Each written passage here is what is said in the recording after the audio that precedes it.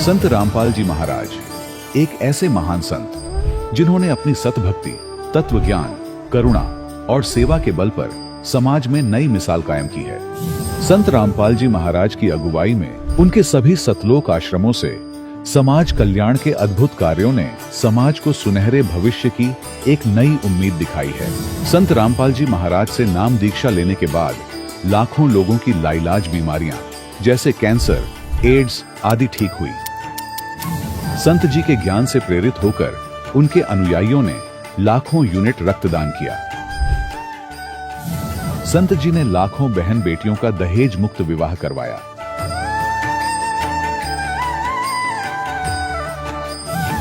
संत जी ने लाखों लोगों का नशा छुड़वाया, करोड़ों उजड़े परिवार बसे। संत जी के आश्रमों में समागम के दौरान निःशुल्क नेत्र चिकित्सा, दंत चिकित्सा प्रदान की जाती है। संत रामपाल जी महाराज द्वारा समय समय पर पर्यावरण संरक्षण के उद्देश्य से बड़े स्तर पर वृक्षारोपण किया जाता है। संत जी ने जरूरतमंदों को तत्काल राहत पहुंचाने के लिए एम्बुलेंस सेवा शुरू की। संत जी अपने अनुयायियों को देहदान के लिए प्रेरित करते हैं, जिससे मानवता की सेवा और चिकित्सा क्षेत्र में सुधार हो सके। संत रामपाल जी महाराज के सभी आश्रमों में हर रोज निःशुल्क भंडारा आयोजित किया जाता है, जहां हर वर्ग, हर जाति और हर धर्म के लोग एक साथ बैठकर भोजन करते हैं।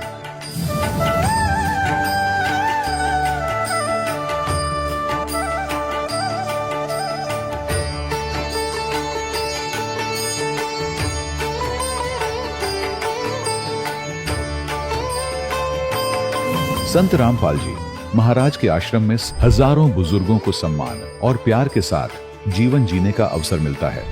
उनके खाने, रहने और स्वास्थ्य की पूरी जिम्मेदारी संत रामपाल जी महाराज उठाते हैं।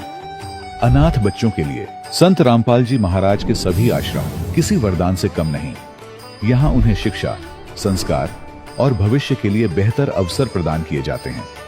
चाहे बाढ़ हो, भूकंप या महामारी, संत रामपाल जी महाराज और उनके अनुयायी हमेशा ही जरूरतमंदों के लिए सबसे आगे खड़े रहते हैं। कोविड महामारी के दौरान संत रामपाल जी महाराज के आश्रमों से करोड़ों लोगों के लिए भोजन, दवाइयां और जीवन रक्षक सामग्रियां उपलब्ध कराई गई। चाहे गरीब की मदद हो या किसी शोषित और पीड़ित वर्ग के हक और सम्मान की लड़ाई, संत रामपाल जी महाराज ने हमेशा ही उनकी दबी आवाज को सरकारों तक पहुंचाया है और उन्हें उचित न्याय दिलवाने में अहम भूमिका अदा की है। समाज में आध्यात्मिक और सामाजिक मूल्यों के प्रति जागरूकता लाने में संत रामपाल जी महाराज हर कदम पर मानवता के सच्चे सेवक साबित हुए हैं। संत रामपाल जी महाराज का जीवन हमें सिखाता है कि सच्ची सेवा वही है जो निस्वार्थ भाव से की जाए।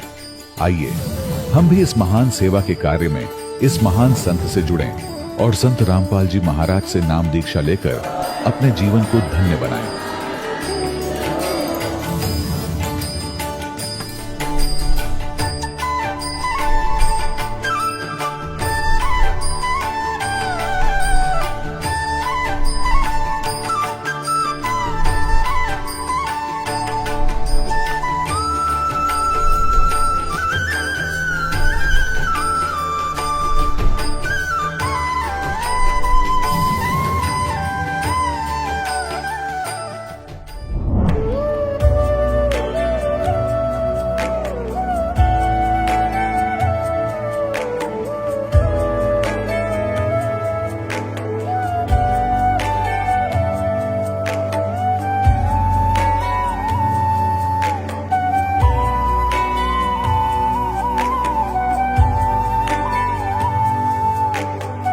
प्रभु राम, देव, भगवान, अल्लाह, खुदा, ईश आदि नाम एक ही शक्ति के हैं।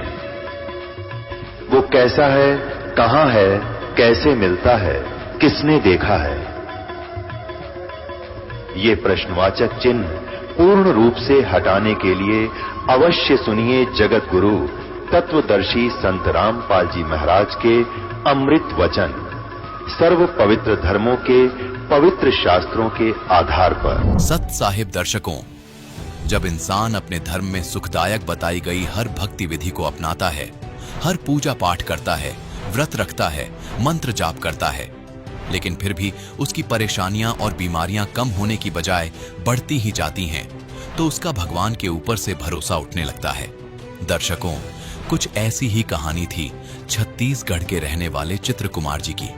चित्र जी ने कई सालों तक पूरी श्रद्धा से भक्ति की, अलग अलग देवी देवताओं के मंदिरों में गए, कई तरह के जाप किए, लेकिन फिर भी इन्हें ब्लड कैंसर जैसी खतरनाक बीमारी हो गई और साथ ही मानसिक तनाव भी बहुत बढ़ गया। लेकिन दर्शकों, आज चित्र जी का कहना है कि जब से मैंने संत रामपाल जी महाराज से नाम दीक्षा ली है, तब से मेरी जिंदगी पूरी तरह से बदल गई है। दर्शकों, आखिर चित्र जी अपने धर्म में प्रचलित साधना को शास्त्र विरुद्ध क्यों बता रहे हैं? आखिर इसके पीछे की सच्चाई क्या है? आइए सुनते हैं चित्र कुमार जी की सच्ची कहानी, उन्हीं की जुबानी। नमस्कार सर। नमस्कार सर। सर क्या नाम है आपका? चित्र कुमार दास। चित्र कुमार जी आप कहाँ से हैं? राजनांदगांव छत्तीसगढ़ से। चित्र कुमार जी, संत रामपाल जी महाराज से नाम दीक्षा आपने कब ली?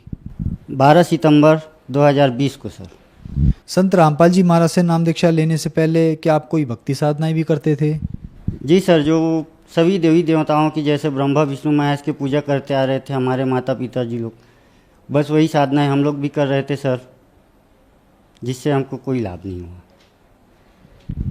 तो फिर आप संत रामपाल जी महाराज की शरण में कैसे आए? सर, संत रामपाल जी महाराज की शरण में ऐसे आना हुआ कि मेरा ब्लड कैंसर था। बहुत से हॉस्पिटलों में हम जा के थक चुके थे।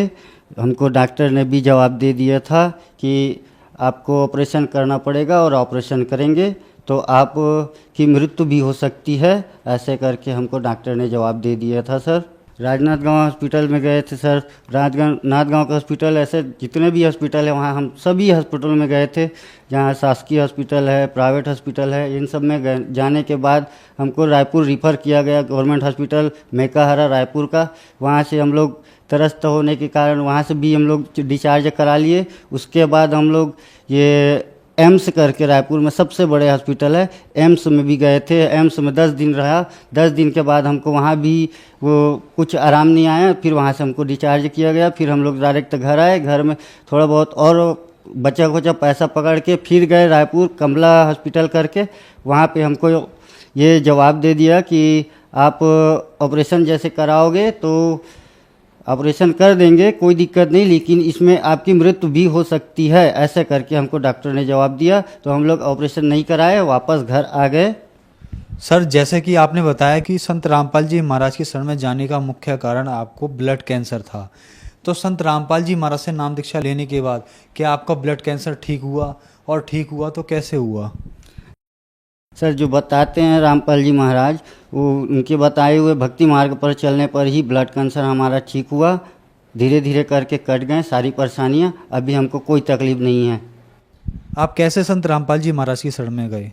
हमारा रिश्तेदार था एक, जिसमें जो रिश्ते में हमारे साले जी लगते हैं, वो आए और हमारी स्थिति देखने के बाद उन्होंने, हम तो बाइक में बैठने के भी काबिल नहीं थे, तो उन्होंने अपने 4 व्हीलर लाके हमें पकड़ के ले जाके वहाँ बालोद जिला नामदान केंद्र था, वहाँ से हमको दीक्षा दिलवाएं संत रामपाल जी महाराज जी से। दीक्षा लेने के बाद धीरे धीरे हमारा संकट जो था वो टलने लगा, और बाकी अभी सदगुरु रामपाल जी के दया से बहुत बढ़िया हैं और कोई तकलीफ नहीं है हमको। हाँ सर, मैं जो रिपोर्ट लाया हूँ वो रिपोर्ट मैं आपको दिखा सकता हूँ कि मैं यहाँ से ये परेशानी था, जो मेरा ब्लड कैंसर था और जो सिस्ट जमे थे मेरे सीने में, वो सब मैं आपको रिपोर्ट दिखा सकता हूँ। ये मेरा कैंसर है, जो कि संत रामपाल जी महाराज से नाम दीक्षा लेने के बाद धीरे धीरे करके पूरी तरह से साफ हो गए हैं। और एक रिपोर्ट और दिखाता हूँ जिसमें सिस्ट लगा हुआ है, जिसे ऑपरेशन करने के जो डॉक्टर बताए थे, ऑपरेशन करने से या सिस्ट फट जाने से आपकी मृत्यु भी हो सकती है। जो ये सिस्ट जो काला काला सा ब्लड का जो थक्का है, इसे ब्लड कैंसर कहते हैं। यही सब कारण था मेरे शरीर में, जो गुरुजी मतलब संत रामपाल जी महाराज जी से नाम दीक्षा लेने के बाद धीरे धीरे सारी संकट दूर हो गए। संत रामपाल जी महाराज से नाम दीक्षा लेने से पहले ये मेरा पॉजिटिव रिपोर्ट है, जिसे मैं आप सबको दिखा रहा हूँ। जिसमें इसमें मेरे ब्लड कैंसर है। ये मेरे दूसरी रिपोर्ट है नाम दीक्षा लेने के बाद। ये जितना भी रिपोर्ट दिखा रहा हूँ ये दूसरी है। जो पहले कैंसर का दिखाया उसके बाद ये नाम दीक्षा लेने के बाद में जो है संत रामपाल जी महाराज जी से दीक्षा लेने के बाद ये मेरा रिपोर्ट नॉर्मल आया है। और ना ही मेरे को ऑपरेशन करवाने की ज़रूरत था, ना ही कोई दवाई गोटी मैं ले रहा हूँ। बस मालिक संत रामपाल जी महाराज जो दिए हैं बस उन्हीं का गुणगान करते हुए मेरा सब ब्लड कैंसर और जो तकलीफ था वो सब चीज़ दूर हो चुके हैं। संत रामपाल जी महाराज जी के बताए हुए भक्ति मार्ग पर चल रहा हूँ। सर, संत रामपाल जी महाराज से नाम दीक्षा लेने के बाद आपको अब ब्लड कैंसर ठीक हो गया। आपने एम्स में भी दिखाया, आपने बहुत सारे हॉस्पिटलों में दिखाया। बहुत सारे इस देश में ऐसे मरीज हैं जो कैंसर से ग्रसित हैं, जिनके पास पैसे नहीं हैं और वो इलाज नहीं हो पा रहा है। उनके लिए आप क्या कहना चाहेंगे? आप मुझे देख सकते हैं, जो भी कैंसर जैसा बीमारी मेरे शरीर से दूर हो चुके हैं, वैसे आप सभी को, जो भी भाई बहनों को यदि तकलीफ है तो आप मुझे देख सकते हैं। और आप सभी जाके सदगुरु रामपाल जी महाराज जी से नाम दीक्षा लेकर अपने संकट दूर करा सकते हैं। संत रामपाल जी महाराज से नाम दीक्षा कैसे ली जा सकती है?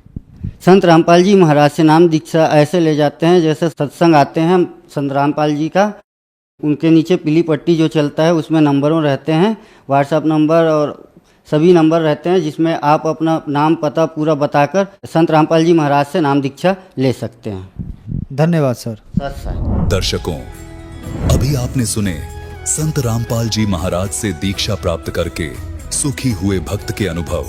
अब देखिए जगत गुरु तत्वदर्शी संत रामपाल जी महाराज के मंगल प्रवचन। अर्धरात्रि बीत गई थी, स्वप्न में दिखे घनश्याम। इंद्र दमन एक मंदिर बनवा दे, जगन्नाथ हो जिसका नाम। इंद्र दमन एक मंदिर बनवा दे, जगन्नाथ हो जिसका नाम। 5 बार मंदिर बनवाया श्री कृष्ण जी के कहने से। मंदिर टूटा अवशेष बचाना, वो तेज समुद्र बहने से। 5 बार मंदिर बनवाया श्री कृष्ण जी के कहने से। मंदिर टूटा अवशेष बचाना, वो तेज समुद्र बहने से। कहे कबीर अब मंदिर बनवाओ, यो टूटे ना मेरे रहने से। 6 बार मंदिर बनवाया राजा ने रानी के गहने से। कहे कबीर अब मंदिर बनवाओ, ये टूटे ना मेरे रहने से। 6 बार मंदिर बनवाया राजा ने रानी के गहने से। कह श्री कृष्ण ये पूर्ण ब्रह्म कबीर यही है, इसके चरणों में कर ले प्रणाम। इंद्र दमन एक मंदिर बनवा दे, जगन्नाथ हो जिसका नाम। इंद्र दमन एक मंदिर बनवा दे, जगन्नाथ हो जिसका नाम। अर्धरात्रि बीत गई थी, स्वप्न में दिखे घनश्याम। इंद्र दमन एक मंदिर बनवा दे, जगन्नाथ हो जिसका नाम। कह कबीर एक चबूतरा बनवाओ, जहां राम नाम लो लाऊंगा। जिस पर बैठ मैं संग समुद्र को रोकूं और मंदिर को बचाऊंगा। कहे कबीर एक चौरा बनवा दे, जहां बैठ राम नाम लो लाऊंगा। जिस पर बैठ समुद्र को रोकूं और मंदिर को बचाऊंगा। अब कहे समुद्र उठो भगवान, मैं मंदिर तोड़ने जाऊंगा। राम रूप में इसने मुझे सताया, वो बदला लेना चाहूंगा। कहे समुद्र उठो भगवान, मैं मंदिर तोड़ने जाऊंगा। राम रूप में इसने मुझे सताया, वो बदला लेना चाहूंगा। अग्नि बाण से इसने रास्ता मांगा और कहा था मुझको नीच गुलाम। इंद्र दमन एक मंदिर बनवा दे, जगन्नाथ हो जिसका नाम। इंद्र दमन एक मंदिर बनवा दे, जगन्नाथ हो जिसका नाम। अर्धरात्रि बीत गई थी, स्वप्न में दिखे घनश्याम। इंद्र दमन एक मंदिर बनवा दे, जगन्नाथ हो जिसका नाम। इंद्र दमन एक मंदिर बनवा दे, जगन्नाथ हो जिसका नाम। श्री कृष्ण जी की पूरी द्वारका, परमात्मा ने कहा समुद्र से, श्री कृष्ण जी की पूरी द्वारका उस पर जाकर लाओ घात। इधर समुद्र बहर जो आ गया तो ठीक नहीं रहेगी बात। कृष्ण जी की पूरी द्वारका उस पर जाकर लाओ घात। और सुनो समुद्र जो इधर फिर आ गया ठीक नहीं रहेगी बात। 1 मील वो सागर हट गया, जोड़ करके दोनों हाथ। और पूरी द्वारका डबो ली थी, वो श्री कृष्ण जी की बिगाड़ी जात। 1 मील समुंदर हट गया, जोड़ करके दोनों हाथ। और पूरी द्वारका डबो ली फिर श्री कृष्ण जी की बिगाड़ी जात। पर्वत की जो रुक्या समुद्र, पर्वत की जो रुक्या समुद्र, ऐसे जगन्नाथ का बन गया धाम। इंद्र दमन एक मंदिर बनवा दे, जगन्नाथ हो जिसका नाम। इंद्र दमन एक मंदिर बनवा दे, जगन्नाथ हो जिसका नाम। अर्धरात्रि बीत गई थी, स्वप्न में दिखे घनश्याम। इंद्र दमन एक मंदिर बनवा दे, जगन्नाथ हो जिसका नाम। इंद्र दमन एक मंदिर बनवा दे, जगन्नाथ हो जिसका नाम। वर्द कारीगर बन के आए, वो बंदी छोड़ कबीर करतार। हाथ पैर प्रतिमा के रह गए, धक्के ते दिए खोल के वाड़। वर्द कारीगर बन कर आए,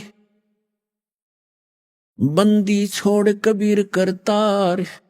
हाथ पैर प्रतिमा के रह गए, वो धक्के ते दिए खोल के वाड़। अछूत रूप में साहेब आए, खड़े हुए थे बीच द्वार। पांडे जी ने धक्का मारा, कह करके न नीच गुलाम। अछूत रूप में साहेब आए, खड़े हुए थे बीच द्वार। पांडे जी ने धक्का मारा, कह करके न नीच गंवार।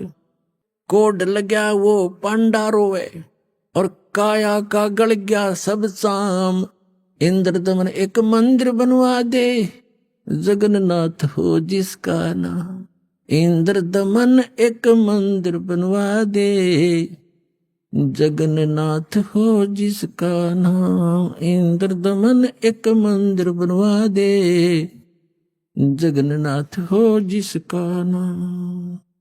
अर्धरात्रि बीत गई थी, स्वप्न में दिखे घनश्याम।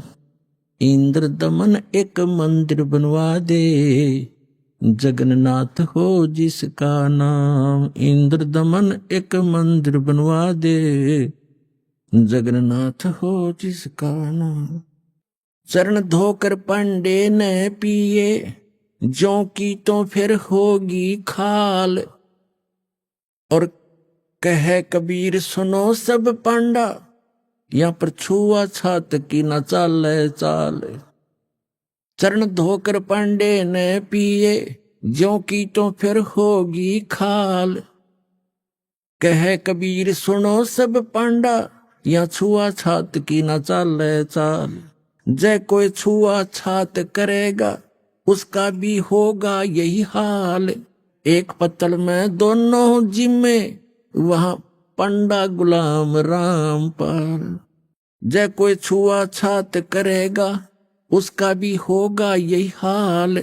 एक पत्तल में दोनों जिम्मे, पांडा गुलाम रामपाल। इसमें कौन सा भगवान बदल गया, ओ हे कृष्ण ओ हे राम। इंद्रदमन एक मंदिर बनवा दे, जगन्नाथ हो जिसका नाम। इंद्रदमन एक मंदिर बनवा दे, जगन्नाथ हो जिसका नाम। अपने आत्माओं, आज तक हमारे को यथार्थ ज्ञान सुनने को मिला ही नहीं, लेकिन आत्मा भगवान के लिए उसी दिन से तड़प रही है जिस दिन से ये उससे बिछुड़ कर आई है। और आज परमात्मा ने उस ज्ञान को ऐसा निखारा है, ऐसा उभारा है कि अब इस कलयुग में ये कोई भी इसको उलझा नहीं सकेगा, मिटा नहीं सकेगा। और जिनको भगवान की भक्ति करनी होगी वो भक्त पार बहुत आसानी से हो जाएंगे, क्योंकि अभी तक हमें दिशा ठीक मिली नहीं थी। सभी मानते हैं, सभी संसार के जितने भी धर्म हैं सब मानते हैं परमात्मा एक है, लेकिन हमारे वर्तमान के धर्मगुरु हमारे धर्म ग्रंथों से ही परिचित नहीं है, और जिस कारण से हम अपना जीवन नाश कर रहे हैं और भक्ति ना करके हम अपने मानव जीवन को व्यर्थ कर जाते हैं। फिर भूत पितर और ना जाने कैसे कैसे कष्ट उठाते हैं। तो पुण्यात्माओं, मनुष्य जीवन केवल परमात्मा पाने के लिए मिला है,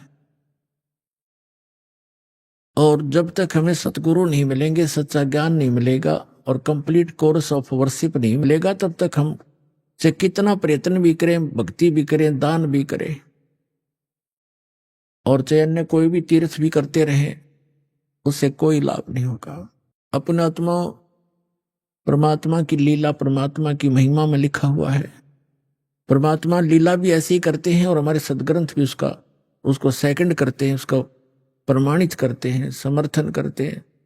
क्योंकि हम जितने भी धार्मिक जो धर्म बने हुए हैं और जितने धार्मिक व्यक्ति हैं, प्रत्येक अपने अपने सदग्रंथों को सही सत्य मानते हैं। हिंदू धर्म के अनुयायी अपने पुराणों को, अपने वेदों को, अपनी श्रीमद् भगवद गीता को, इनको सबको कति सत्य मानते हैं और बिल्कुल सत्य हैं, लेकिन हमें ज्ञान उसके विपरीत प्राप्त है। ऐसे ही पवित्र मुसलमान धर्म के धर्मगुरु अपनी कुरान शरीफ को अद्वितीय बुक मानते हैं, अल्लाह का कलाम, भगवान का वर्ड, भगवान की वाणी मानते हैं, लेकिन वो उससे परिचित नहीं है। और इसी प्रकार पवित्र ईसाई धर्म के जितने भी व्यक्ति हैं अपने पवित्र बाइबल 3 पवित्र बुकों का संग्रह है, जिसमें एक है तौरेत, दूसरी जंबूर और तीसरी इंजिल। इन तीनों को इकट्ठा जल्द करके इसको बाइबल कहा गया है। और इसमें प्रथम ही यानी उस तौरेत के अंदर उत्पत्ति ग्रंथ है, उसके अंदर पहले अध्याय में लिखा है कि परमात्मा ने और रचना करके पृथ्वी बना के जल जंतु सब बना करके उसके बाद मनुष्य कहा कि मैं अपने जैसा बनाऊंगा। और ऐसे परमात्मा ने मनुष्य को अपने जैसा उत्पन्न कर दिया, नर और नारी करके उसकी सृष्टि की। और किसी भी उसने पूछ लो, आप ईसाई धर्म के श्रद्धालु को पूछ कर देखो कि what is the form of God, वो कहेगा गॉड इज फॉर्मलेस। भगवान कैसा है? भगवान निराकार है। और फिर वो पवित्र बाइबल क्या बता रहा है? अब ऐसे पवित्र सिख धर्म के अनुयायियों ने पूछ कर देखो कि वो परमात्मा निराकार है। और वो खुद कहते हैं, नानक साहब जी धानक उपराहा करतार फाई सूरत मुलुक की वेश ए ठगवाड़ा ठगी देश खरासियाना बहुता बारी धानक रूप रहा करता। और उसमें यहाँ तक वर्णन है, उसके काले आंख है, उसका लंबा नाक है, ठुमक ठुमक कर चलता है, सफेद कपड़े पहनता है, सारे लिखे हैं उसके अंदर, गुरु ग्रंथ साहिब के अंदर 1257 पृष्ठ पर। और 721 पन्ना पर लिखा है कि एक अर्ज गुप्तम पेश दो दर कौन करतार हक्का कबीर करीम तुम बे ए परवरदिगार। और 24 नंबर पृष्ठ पर लिखा है गुरु ग्रंथ साहिब में कि फाई सूरत मुलुक की वेश ए ठगवाड़ा ठगी देश खरासियाना बहुता भारी धानक रूप रहा करता। और सभी ऐसे ही हिंदुओं से पूछकर देखिएगा, पवित्र हिंदू धर्म के अनुयायियों को, और कहेंगे वो तो निराकार है भगवान, और श्री विष्णु जी की मूर्ति घर पे, और भगवान कैसा है, दिखा अपने समाधि में, अको तो निराकार है, दिखता थोड़ा ही प्रकाश प्रकाश दिखता है। तो हमारे सबका ये खिचड़ी ज्ञान था। हमारे सदग्रंथ सही बता रहे हैं कि परमात्मा साकार है, नर आकार है। और ऐसे ही मुसलमान धर्म के नहीं से पूछो, परमात्मा निराकार है, और फिर क्यों सातवें आसमान पर बैठा है? निराकार का खाक बैठेगा जब निराकार है, वो बॉडीलेस है, उसका कोई शरीर नहीं है, और फिर ऊपर बैठा सातवें आसमान पे, है कोई सिर पैर किसी का? तो पुण्यात्मा सौभाग्य आप सबका कि आपको ऐसा अनमोल जड़ी मिल गई है, ऐसा अनमोल ज्ञान मिल गया। अपना कल्याण कराओ, पीछा छुटवाओ। परम पिता परमात्मा पूर्ण ब्रह्म, सारी सृष्टि के रचनहार, कुल मालिक कबीर देव, कबीर साहेब, कबीर परमेश्वर जी की असीम रजा से आप सभी पुण्यात्माएं सत्संग श्रवण करने के लिए उपस्थित हुए। जिस प्राणी का बहुत ही पुण्य उदय हो जाता है उसको मानव शरीर प्राप्त होता है। मानव शरीर प्राप्त प्राणी के अंदर जो परमात्मा प्राप्ति की इच्छा प्रबल होती है वो विशेष पुण्यकर्मी प्राणी होते हैं। उनमें से आप एक हैं जो परमात्मा की विशेष आत्माएं हैं जिनको सत्संग सुनने का समय उपलब्ध हुआ। ये वो शुभ दिन है कि इस दिन परमेश्वर कबीर जी परम अक्षर ब्रह्म, सर्वशक्तिमान, सर्वसृष्टि रचनहार, अपनी प्यारी आत्माओं को यथार्थ ज्ञान प्रदान करने के लिए और सत भक्ति बताने के लिए अपने परम धाम से, सतलोक से चलकर आए थे। वो प्रत्येक युग में ऐसी लीला करते हैं। हमारे पवित्र चारों वेद इसके साक्षी हैं। ऋग्वेद मंडल नंबर 9 सूक्त 1 मंत्र 8 और 9 में, ऋग्वेद मंडल नंबर 9 सूक्त 82 के मंत्र 1, 2, 3 में, ऋग्वेद मंडल नंबर 9 सूक्त 86 के मंत्र 26 और 27 में, ऋग्वेद मंडल नंबर 9 सूक्त 94 के मंत्र 1 में, ऋग्वेद मंडल नंबर 9 सूक्त 95 के मंत्र 2 में, ऋग्वेद मंडल नंबर 9 सूक्त 96 के 96 के मंत्र 16 से 20 में, ऋग्वेद मंडल नंबर 9 सूक्त 20 मंत्र 1 में, ऋग्वेद मंडल नंबर 9 सूक्त 54 मंत्र 3 में, और भी अनेक स्थानों पर ये वेद गवाही देते हैं कि वो परम पिता, वो पूर्ण पुरुष, सर्वसृष्टि रचनहार, उसका नाम कबीर देव है, कबीर साहब है। वो सतलोक में रहता है, अविनाशी स्थान पर रहता है, शाश्वत स्थान में रहते हैं। वहां से वो स्वयं चलकर आते हैं सशरीर, और हम सभी प्राणियों की 3 प्रकार से शरीर धारण करके वो हम सबका धारण पोषण करते हैं। 3 सतिथि में, एक सतिथि में परमात्मा वहां सिंहासन पर विराजमान रहते तख्त पर, एक बहुत बड़े गुंबज में। वहां उनके शरीर का प्रकाश बहुत अत्यधिक है। एक रोमकूप में करोड़ सूर्य मिला दे, करोड़ चंद्रमा, तो भी फीकी रोशनी रहे उन दोनों के मिले जुले प्रकाश की। अन्य रूप धारण करके परमात्मा प्रत्येक युग में एक शिशु रूप धारण करके आते हैं। उसी अपनी लीला अनुसार परमात्मा सन 1398 संवत 1455 ज्येष्ठ सुदी पूर्णमासी, जो आज ये शुभ दिन हम मना रहे हैं, इस दिन वो परमात्मा यहां आए थे और उस परमेश्वर ने हमारे लिए एक विशेष उपहार दिया, ये सत्य ज्ञान और सत्य साधना, जिसको प्राप्त करके हम अपने उस स्थान पर चले जाएंगे जिसके विषय में श्रीमद् भगवद गीता अध्याय नंबर 15 के श्लोक नंबर 4 में कहा है। गीता ज्ञान दाता कहता है कि तत्वदर्शी संत की प्राप्ति के उपरांत परमेश्वर के उस परम पद की खोज करनी चाहिए, जहां जाने के बाद साधक फिर कभी लौटकर संसार में नहीं आते। गीता ज्ञानदाता अपने विषय में कहता है गीता अध्याय नंबर 2 के श्लोक नंबर 12 में, गीता अध्याय नंबर 4 के श्लोक 5 और 9 में, गीता अध्याय नंबर 10 के श्लोक नंबर 2 में कि अर्जुन तेरे और मेरे बहुत जन्म हो चुके हैं, आगे भी होते रहेंगे, ना तू अविनाशी है ना मैं अविनाशी हूं। इसलिए उसने कहा 18वें अध्याय के 62वें श्लोक में कि अर्जुन तू सर्वभाव से उस परम अक्षर ब्रह्म की उस परमेश्वर की शरण में जा जो गीता ज्ञानदाता से अन्य है। उसकी कृपा से तो परम शांति को और सनातन परम धाम को प्राप्त होगा, जहां जाने के बाद फिर कभी लौटकर संसार में जन्म मरण के चक्कर में नहीं आते। तो वो परमात्मा वो ज्ञान बताने के लिए स्वयं आए थे, सतलोक से चलकर आए थे, एक शिशु रूप धारण करके भारत की पवित्र धरती, पवित्र शहर काशी के अंदर एक लहर तारा तालाब शहर से लगभग 4 किलोमीटर की दूरी पर था, आज भी विद्यमान है वो। उसमें विकसित कमल के फूल के ऊपर आकर एक शिशु रूप धारण करके परमात्मा विराजमान हुए थे। एक नीरू नीमा नाम के जुलाहा थे, उनके इसी जन्म की थोड़ी सी हिस्ट्री सुनाते हैं। वो पहले ब्राह्मण थे, गौरी शंकर और सरस्वती उनका नाम था। वो दोनों भगवान शिव के परम भक्त थे, बहुत निस्वार्थ भाव से कथा किया करते थे, किसी भी जनता को भ्रमित नहीं करते थे। जो भी दीक्षाना उनको प्राप्त होती थी उससे अपना निर्वाह करते थे, और दीक्षा से प्राप्त शेष बचे धन को भंडारा कर दिया करते थे, संग्रह संचन नहीं करते थे। इस बात से मुसलमान बहुत अक्षुब्ध हुए। उनको ये भी मालूम था कि अन्य ब्राह्मण जो हैं गुरु, वो गौरी शंकर से ज्यादा ईर्षा रखते हैं, क्योंकि उनका बोलबाला उनसे अधिक हो गया था, क्योंकि वो निस्वार्थ कथाएं किया करते थे। अन्य केवल गुमराह किया करते थे, जंतर मंतर करके दुनिया को भटका भरमा के अपनी रोजी रोटी किया करते थे।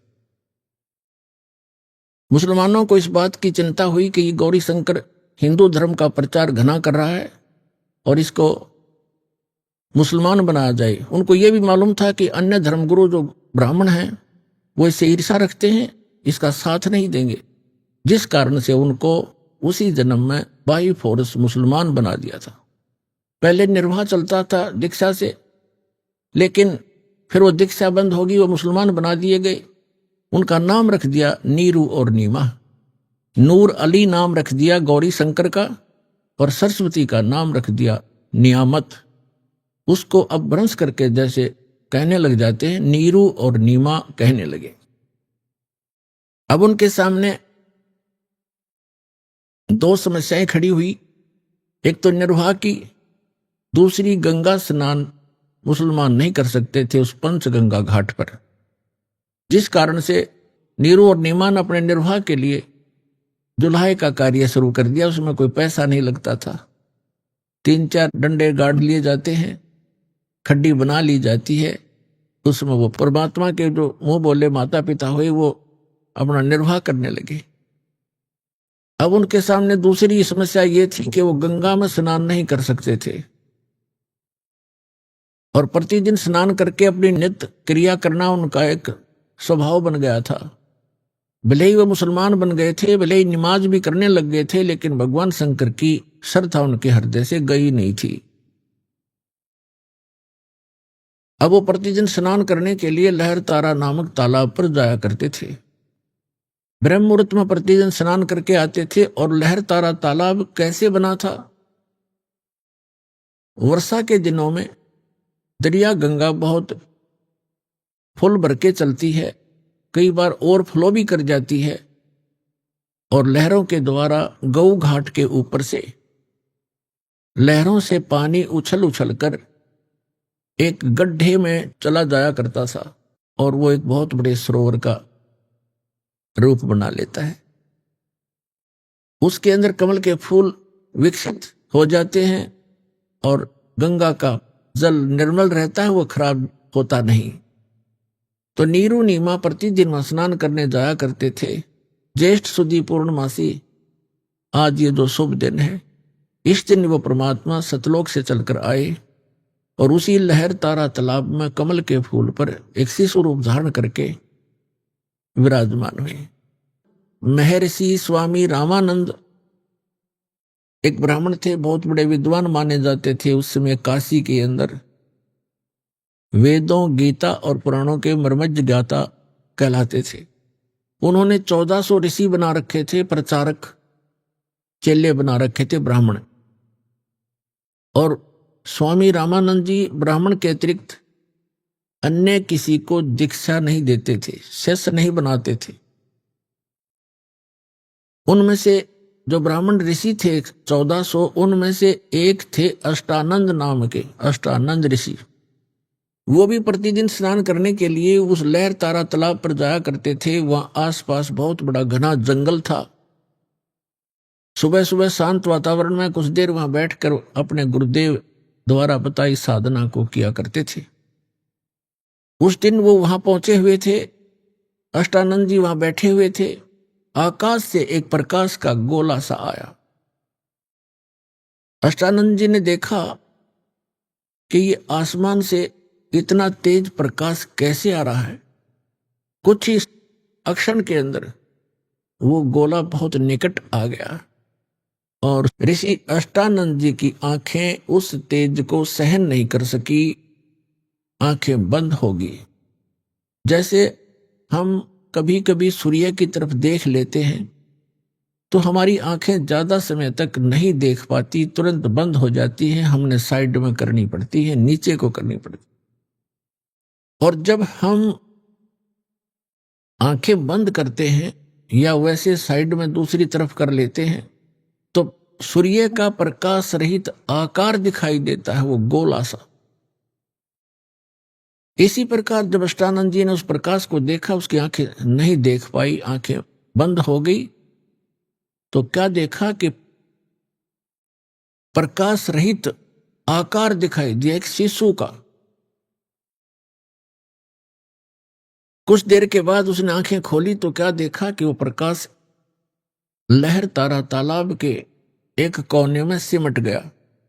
ये सुबह सुबह की घटना थी, ब्रह्म मुहूर्त था। ब्रह्म मुहूर्त होता है सूर्य उदय होने से लगभग 1.5 घंटा पहले। उस समय अंधेरा अच्छा होता है और उस समय का अंधेरा कुछ ही समय के बाद जल दी जाता है, रोशनी प्रकाश शीघ्र ही हो जाता है।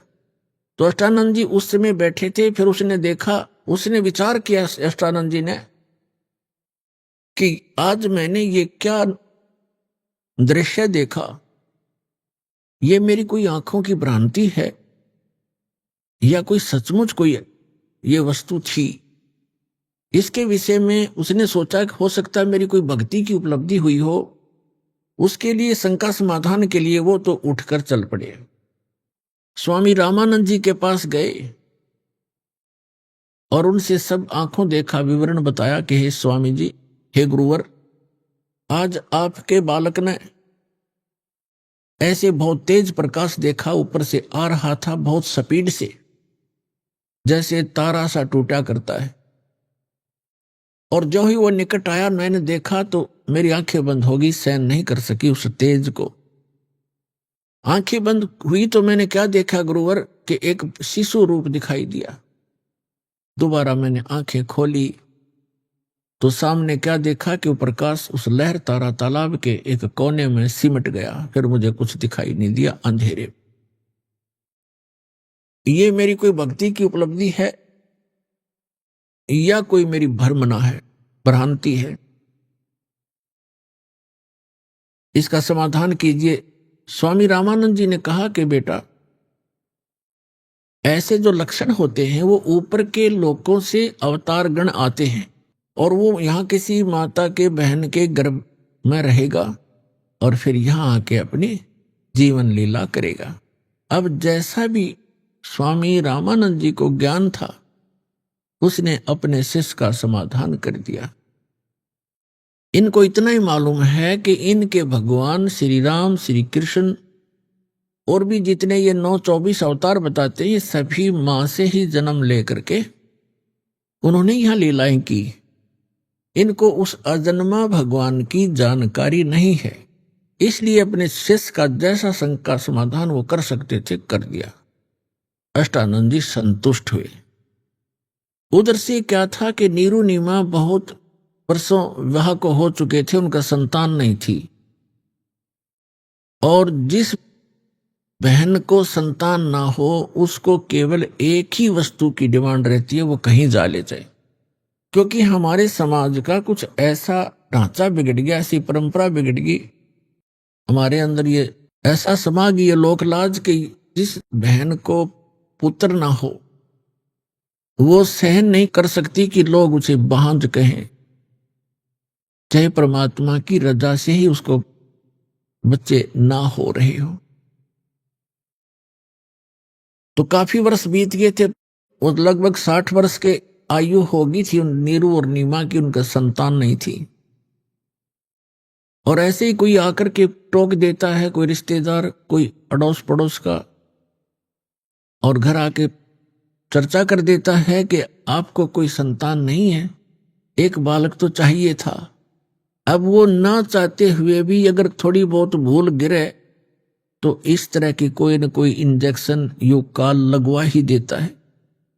ऐसे उसकी कोई रिश्तेदार आई, नीमा की कोई जान पहचान की बहन, उसने सारी रात यह चर्चा रखी, एक बालक तो भगवान ने देना चाहिए था, और आप जैसे अच्छी आत्मा और बिना बालक के जिसका संतान नहीं है उसको तो कोई सुबह सुबह देख कर भी मुंह मोड़ देता है।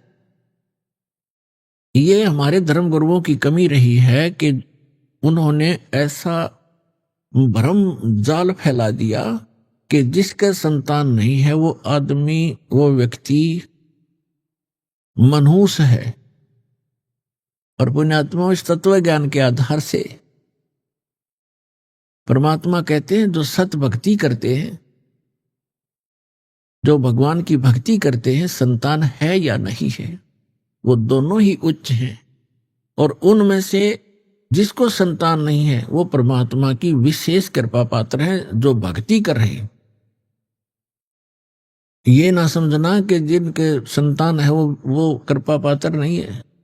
कृपा पात्र तो वो भी है क्योंकि भगवान ने शरण में ले लिए हैं, लेकिन उनके लिए इसलिए कहा जा रहा है कि उनका कोई किसी से संस्कार उलझा नहीं है। और काल की एक ऐसी आदत है, ये उलझुआड़ियां चाहता है, चाहे किसी भी प्रकार उसको फंसाना पड़े उसकी चेष्टा रहती है। ऐसा लोक वेद, ऐसा समाज बना दिया, तो न चाहते हुए भी वो बहन जिसका बालक नहीं है, वो पता नहीं कि कहीं बता दो उसको, कोई क्रिया बता दे, वही जाएगी बेचारी। किसी प्रकार मेरा यो निसंतान वाला जो पॉइंट है ये क्लियर हो जाए। अपने आत्माओं परमात्मा खोजे से नहीं मिलते। ऋषियों ने हजारों वर्ष तपस्याएं कर ली, वो मालिक नहीं मिला, और वो परमात्मा नीरू और नीमा को आकर मिल गए। क्या उनको संतान नहीं दे सकते थे? वो कितनी प्यारी आत्मा होंगी उनकी, जिनको बगैर प्रयत्न के सीधे आके मिल गए और उनके घर रहे, पुत्र की तरह उनको सुख दिया। लेकिन वो पुत्र भी दे सकते थे, वो ना भाग्य में हो तो भी दे सकते थे, लेकिन वो विशेष कृपा पात्र थे। परमात्मा अपने जीव को ये संसारिक जो सुख हैं, यहाँ की जो सुविधाएं हैं जिनको हम उत्तम मान रहे हैं, ये भक्ति मार्ग में उत्तम नहीं है, बाधक हैं। तो ऐसा कोई अनजान ही कर सकता है जो अपने निजी बच्चे को और जानबूझ के कीचड़ में गिरे, वो तो कीचड़ से निकाल कर धोया मांजा करे, और दोबारा कीचड़ में कोई डाल सकता है? पुण्यात्माओं, आप तो मांगते हो यहाँ के सुख, यहाँ की संपत्ति, संतान, ये मिला आपको, और परमात्मा को आपका पहाड़ जैसा दुख दिखाई देता है। यदि आप जी अब मोक्ष प्राप्त नहीं कर सके, ना जाने कितने जन्मों में ये कष्ट आपको फिर सामने खड़े दिखाई देंगे। यदि इन संसारिक कार कोठियों में, घोड़ा बग्गियों में सुख होता तो परमात्मा एक झोंपड़ी में नहीं रहते, एक झोंपड़ी में नहीं रहते, और कपड़ा बुनकर एक सिंपल मैन की, एक बिल्कुल निर्धन व्यक्ति की भूमिका नहीं करते। वो हमें ये दिखाना चाहते थे कि यदि आपको ये ज्ञान हो जाए कि ये काल का लोक है, यहां जन्म मृत्यु का दीर्घ रोग आपको लगा हुआ है, और जितनी बार भी जन्मोगे आपको ये संकट फिर प्रत्येक बार झेलने पड़ेंगे जो आज जीवन में झेल रहे हो। इसका अंत नहीं, और एक ऐसा सुखमय स्थान है जहां जाने के बाद आपकी जन्म मृत्यु कभी नहीं होगी।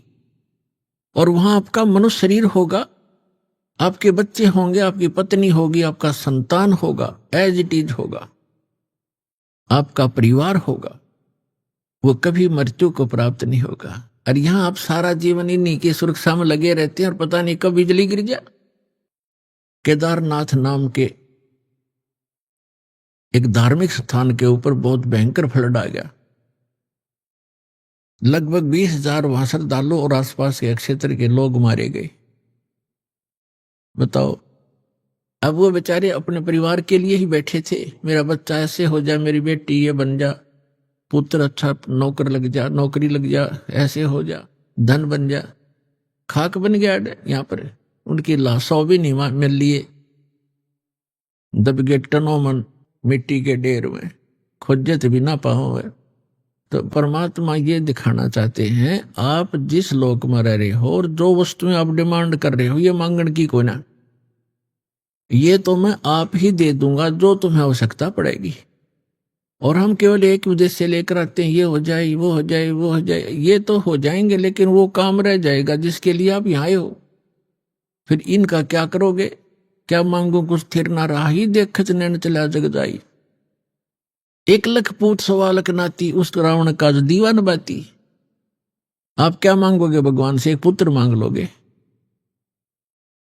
थोड़ी बहुत संपत्ति मांग लोगे, धन मांग लोगे, कोई कोठी मांग लोगे, कार मांग लोगे, ठीक है। अगर आप मोक्ष नहीं चाहते हो तो ये भी दे देंगे आपको। फिर क्या करोगे? रावण के 1 लाख पुत्र थे और सद्भक्ति ना करने से सर्वनाश को प्राप्त हुए। अंत में उनके कोई दीपक जलाने वाला शेष नहीं रहा। सर्व सोने की लंका थी वह रावण से रणधीरम, एक पलक में राज विराजी जमके पड़े जंजीरम। तो परमात्मा उनको संतान भी दे सकते थे पर नहीं दिया। कीचड़ में नहीं डाल सकते आप माता पिता अपने बच्चों को, कीचड़ से निकाला करते हैं। तो वो कोई बहन उस नीमा के सामने आई, चली गई, 2 इंजेक्शन ला के, एक पुत्र तो चाहिए था। भगवान ने यह क्या करी, तेरा संसार में साझा हो जाता है, लोग देखते नहीं के हैं वो आ गया मनुष्य। तो वह सारी रात करवट बदलती रही बहन नीमा, और सुबह उठ कर उसके पति ने कहा कि चल स्नान करने चलते हैं, समय हो गया। उठकर चल पड़ी। रास्ते में, क्योंकि बेशक उन्होंने मुसलमान धर्म स्वीकार कर लिया था, लेकिन भगवान शिव को भुला नहीं पा रहे थे। रास्ते में अकेले आ रहे थे, नीमा फूट फूट कर रो रही थी कि हे भगवान शंकर, हे महादेव,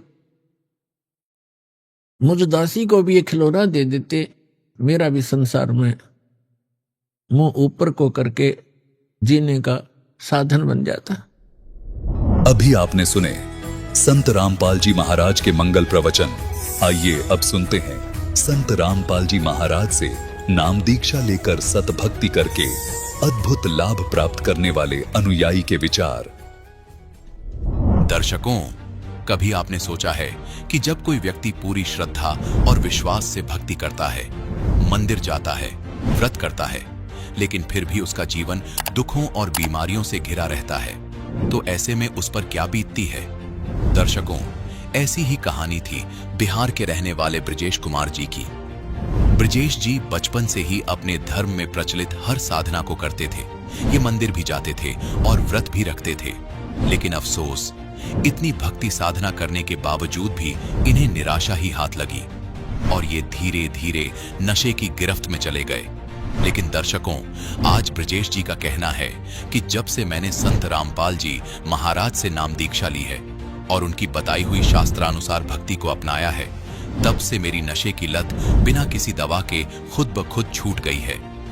आज मैं और मेरा परिवार सच्चे सुख और शांति की अनुभूति कर रहे हैं। दर्शकों, आखिर संत रामपाल जी महाराज द्वारा बताई भक्ति विधि में ऐसा क्या है जो इंसान को नशे जैसी घातक आदतों से भी बाहर निकाल देती है और उन्हें जीने का सही रास्ता दिखा देती है?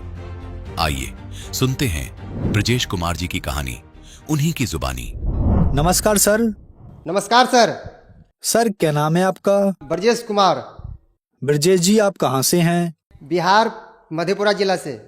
ब्रजेश जी संत रामपाल जी महाराज से नाम दीक्षा आपने कब ली? 5 सितंबर 2014 को। ब्रजेश जी संत रामपाल जी महाराज से नाम दीक्षा लेने से पहले आप क्या भक्ति साधनाएं करते थे? ऐसे ही जो संसारिक सभी देवी देवताओं की भक्ति करते थे हम, हनुमान जी, गणेश जी, दुर्गा जी, जो भी है, जो बोल देता था जगत के लोग वही पूजा करने लगते थे हम। तो फिर आप संत रामपाल जी महाराज की शरण में कैसे आए? हरियाणा में हम, एक सोनीपत जिला है, वहाँ पे गोहाना नाम का शहर है, वहाँ पे हम मजदूरी करने गए थे। तो मजदूरी करने के क्रमबद्ध में जब काम करके हम कमरा पे गए तो वहाँ पे एक हरि आए हरियाणा नु पुस्तक मिला मुझे। इतने में क्या हुआ, मेरा जीजाजी नाम उपदेश लेने के लिए आया था संत रामपाल जी महाराज से। तो हमको बोला तुम भी नाम ले लो। तो मैंने बोला किन से नाम ले लूं? बोला आश्रम है संत रामपाल जी महाराज का, वहाँ से नाम दीक्षा लो, अपना कल्याण करवाओ, भगवान आया हुआ है। तो हमने विश्वास नहीं हुआ तो उस पुस्तक को मैंने पढ़ा तो उसमें ढेर सारे भक्तों का अनुभव लिखा हुआ था। किसी का कैंसर ठीक हो गया, किसी को आंख दे दिया, किसी को करंट लगने से बचाया। तो हमने सोचा जब ये चीज परमात्मा संत रामपाल जी महाराज कर सकता है तो मुझे एक नौकरी भी दे सकता, क्योंकि नौकरी का मुझे शौक था। उसके बाद मैंने पुस्तक को 2-3 रोज पढ़ा। पढ़ने के बाद सारे पुस्तक को मैंने पढ़ के खत्म कर दिया 4 रोज में। 4 रोज में जब खत्म कर दिए, रात का नींद और दिन का चैन खत्म हो गया। जो इस संत से मिलना चाहिए, मुझे वहां संत का समाधान होगा। और 5 सितंबर 2014 को आश्रम में पूर्ण परमात्मा संत रामपाल जी महाराज से फिर मैंने वहां नाम दीक्षा ली। ब्रजेश जी संत रामपाल जी महाराज से नाम दीक्षा लेने के बाद आपको क्या लाभ मिले? प्रथम लाभ तो भगत जी मुझे आध्यात्मिक ज्ञान हुआ, और जो कि आज के समय में युवा वर्ग आध्यात्मिक को मानता ही नहीं है। आध्यात्मिक ज्ञान हुआ और निज घर का पता चला और नशा मुक्त हुए, जो कि हम नशा से बहुत नशा का आदी थे। बीड़ी, गुटखा, शराब, जो नशा मिल जाता तो वही मैं पी लेता था और खा लेता था। और नशा छुड़वाने के लिए मैंने बहुत सारे मंदिर में गए, कसम खाए माता दुर्गा के। हिमाचल प्रदेश में कालका मंदिर है, वहां पे भी मैं माथा टेक के आया हूँ। और नशा मेरा छोटा नहीं, 2-4 रोज छोड़ दिए, फिर मेरा हमको तलक लगता था, मैंने पीने लगता था और रोता था, हे परमात्मा अगर इस धरती पे आए हुए हैं तो मेरा नशा छुड़वा के देखो। और नशा जब मैं संत रामपाल जी महाराज से उपदेश लिया तब मैं नशा मुक्त हुआ। मेरी पत्नी जो है नाम उपदेश नहीं ले रखा था तो वो बीमार हो गया। मैंने उसको डॉक्टर को दिखाया, डॉक्टर ने को दिखाने के बाद रिपोर्ट में आया जो तुम्हारे पत्नी को किडनी में सूजन आ गया है, इससे ये दवाई जो थोड़ा बहुत दे रहे हैं इसको खाओ, इससे ठीक नहीं होगा, तो अगले डॉक्टर को दिखाना है, बड़े डॉक्टर को। तो हम गाँव आए, वही मेडिसिन चलाएं। मेडिसिन चलाने के बावजूद जो है वो दुख नहीं निवारण हुआ। तो फिर हमको हमारा पत्नी बोला दवाई ला दो। मैंने बोला दवाई लाने के लिए चल पड़े तो जेब में पैसा नहीं है। संत रामपाल जी महाराज परमात्मा से बोला अंदर ही अंदर, हे परमात्मा हमारे पास पैसे भी नहीं है, मैं दवाई कहाँ से लाऊं, मैं किसको बोलूं? आप मेरे पिता हो और पिता तुल्य हो ही, सबसे बड़ा डॉक्टर, आपसे बड़ा डॉक्टर कौन हो सकता है। मैंने वापस आया और थोड़ा मतलब टेंशन में पुर्जा को मैंने जो रिपोर्ट है वो रिपोर्ट को चूल्हा में जला दिए और दंडवत करके बोला हे परमात्मा मैंने पुर्जा को जला दिए, जिस तरह पुर्जा को जलाए उस तरह मेरा पत्नी का रोग ठीक हो जाना चाहिए। उसी दिन से पुर्जा जलाया और मेरा पत्नी का रोग पुनः ठीक हो गया। आज 5 साल होने वाला है, आज तक वो रोग वापस नहीं आया है। मेरे पत्नी का हाथ टूट गया, टूटने के बाद जो मेरे पास पैसे नहीं था, मैंने वापस आ गया उस रोज और दूसरे रोज फिर डॉक्टर के पास पैसा व्यवस्था करके और गए।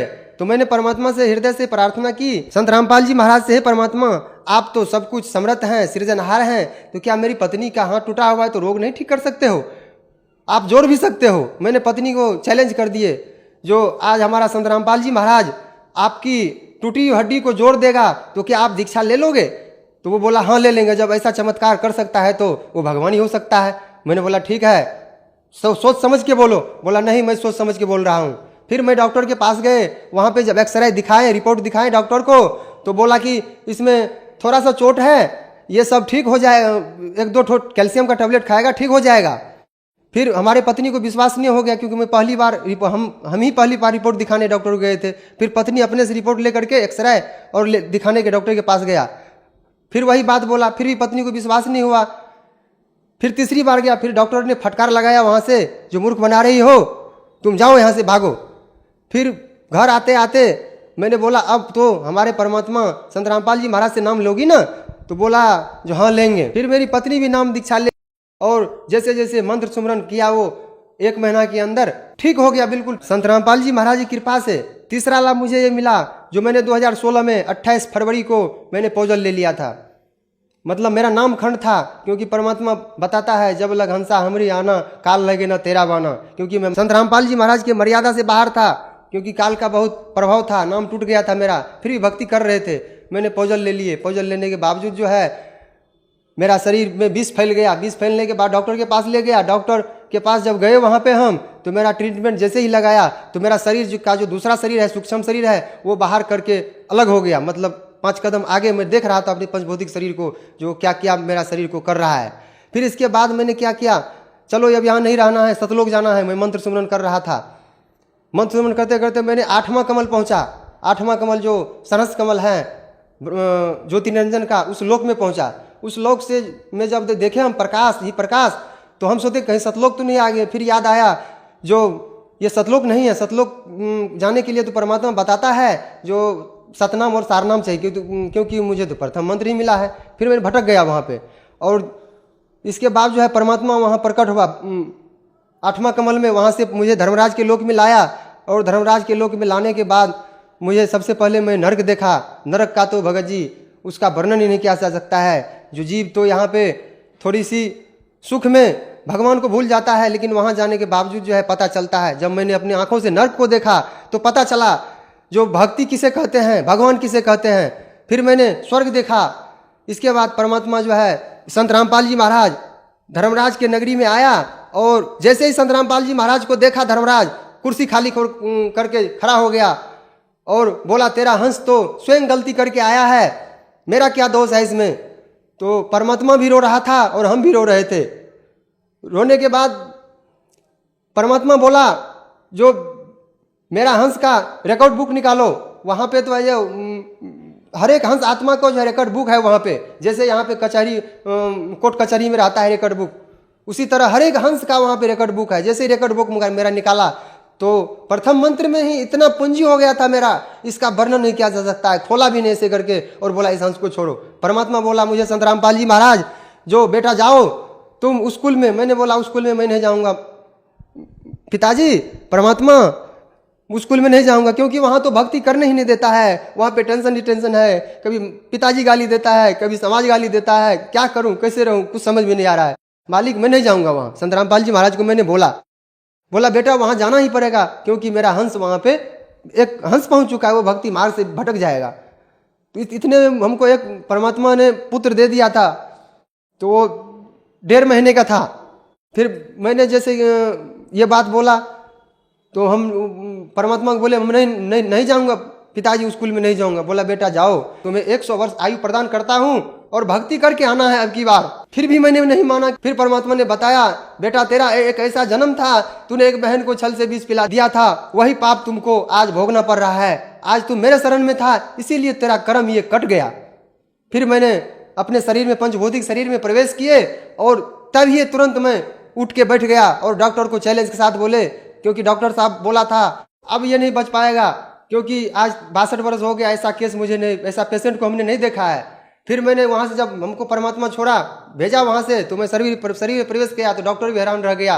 बोला तुम मालिक की कृपा से बच गए हो। मैंने बोला मेरा संत रामपाल जी महाराज जी बचाया, इस धरती पे कोई मुझे बचाने वाला नहीं था। ब्रजेश जी, आपने बताया कि संत रामपाल जी महाराज की शरण में आने के बाद आपको बहुत सारे लाभ मिले। जो दर्शक आज आपको टीवी पर देख रहे हैं और वो भी संत रामपाल जी महाराज से नाम दीक्षा लेना चाहते हैं, तो कैसे ले सकते हैं?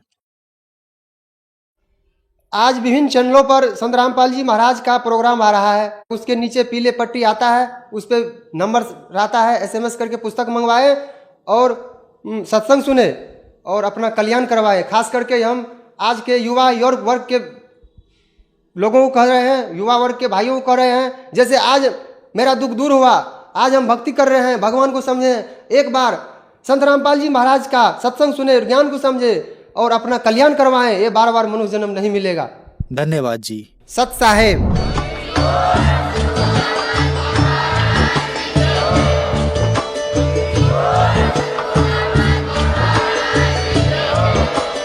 आप सुन रहे थे जगत गुरु तत्वदर्शी संत रामपाल जी महाराज जी के मंगल प्रवचन। अधिक जानकारी के लिए विजिट कीजिए हमारी वेबसाइट www.jagatgururampalji.org। संत रामपाल जी महाराज जी के शुभ आशीर्वाद से पूरे विश्व भर में 500 से भी ज्यादा नाम दीक्षा केंद्र हैं, जिन पर संत रामपाल जी महाराज जी द्वारा ऑनलाइन निशुल्क नाम दीक्षा दी जा रही है। अपने नजदीकी नाम दीक्षा केंद्र का पता करने के लिए संपर्क करें 8222880541।